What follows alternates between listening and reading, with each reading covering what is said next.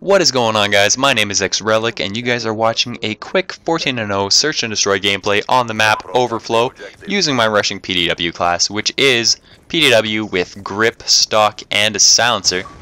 And then for my perks I've got lightweight, toughness, extreme conditioning, and dexterity on. But what I'm going to be talking about today is patch 1.04, which has come out on both the PS3 and Xbox 360 now.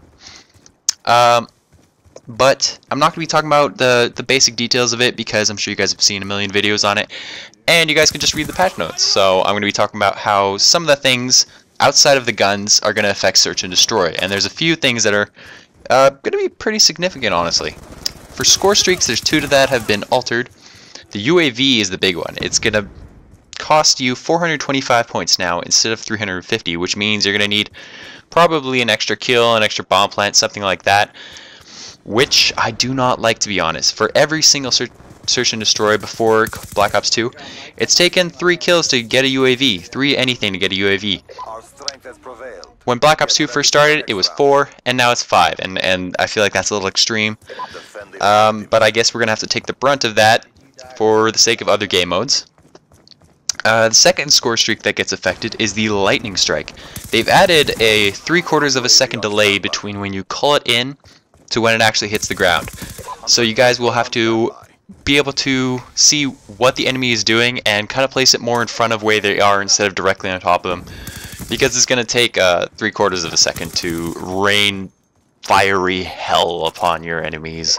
So yeah, just aim a little bit in front of where you think they're going to be. If they're just camping, just drop it right on their skull. But yes, next we've got equipment and grenades. There's 3 that have been changed a little bit. The first, thank God, bouncing Betties have an extra 1/5 of a second delay in their trigger, so you have a 1/5 of a second extra time, which I guess isn't that much, but I mean, every little bit helps. You have an extra 1/5 of a second to dodge it, basically. Which, I don't know, I might be using tac mask over flak jacket on some of my classes now, just because I've got a pretty good reaction time. I can duck underneath those with those extra 0.2 seconds. These sensor grenades, which are basically recon. I haven't actually tried them, so I don't know how effective they are, but they've been buffed. They have a better range, better frequency, and the players that get affected by them appear for a little bit longer time. So we'll see how much of a change that is if people start using it. If it starts becoming more overpowered like recon was and really annoying. But I haven't seen a lot of people use it, and I haven't been too affected by it, honestly. And concussion grenades. This is a big one because I know a lot of search players, a lot of really good search players use the concussion grenades or stun grenades, and they've nerfed it. They've nerfed it heavily. They've nerfed both the movement penalty and the turn speed penalty, my bad.